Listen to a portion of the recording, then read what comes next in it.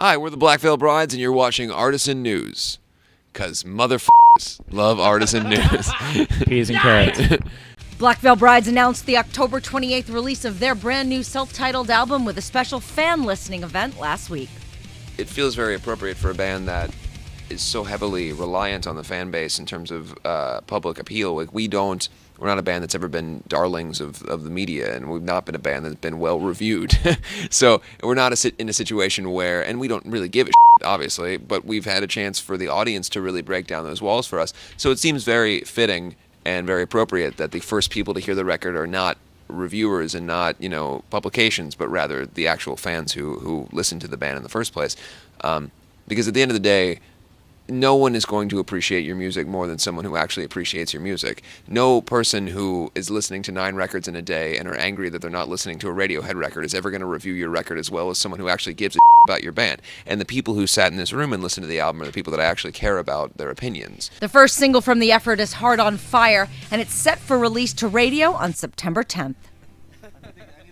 Black Veil Brides says that this album is their most personal yet. I feel like, in terms of tone, this record, certainly for me lyrically, is a lot more, it hits home more. The idea of doing something that was so in the moment and kind of shooting from the hip lyrically and talking about the emotion of where I'm at currently or things that we were experiencing as a band or whatever.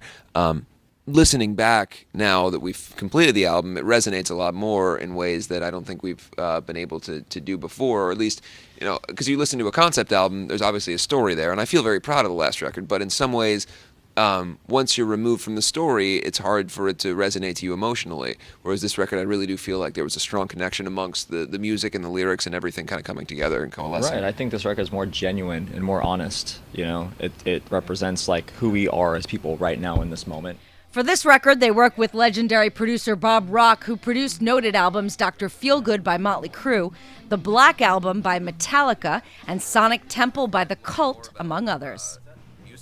So what was that experience like for Andy and the boys?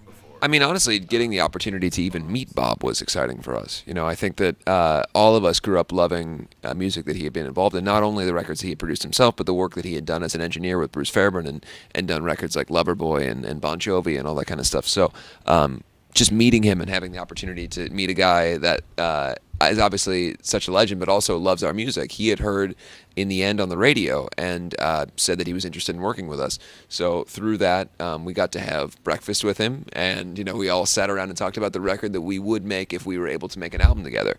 Now, we exist in a time frame where budgets are not what they used to be. We're a rock band. It's kind of an antiquated genre in a lot of ways. So our biggest concern was, when do we let him know that he's not going to get millions of dollars out of this?